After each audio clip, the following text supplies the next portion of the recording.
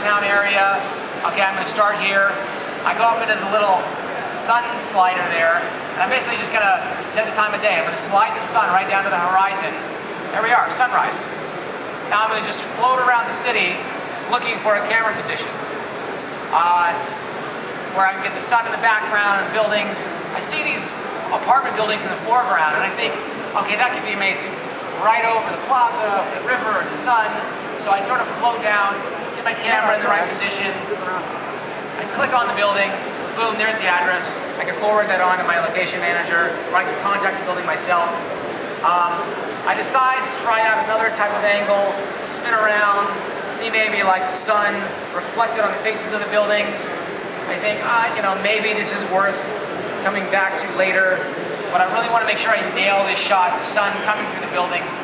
So I spin back around, I see this building down there with the A on it. I think, oh, that's even more perfect because it's totally unobstructed view of the plaza.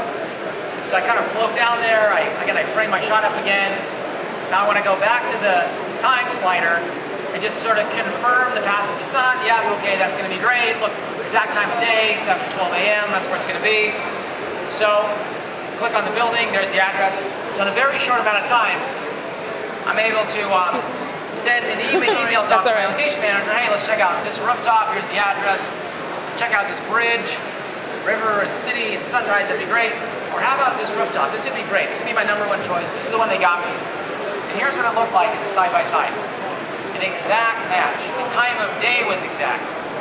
And, you know, I don't know, I mean, the people at Google are pretty smart. It's just math, and it makes sense. It should work, but it's pretty miraculous. So this is obviously a great tool for not just time-lapse, but for any kind of scouting that you're doing. You'll also find that, like, the world is slowly being mapped in 3D. I mean, Detroit was totally mapped in 3D. New York is certainly mapped in 3D.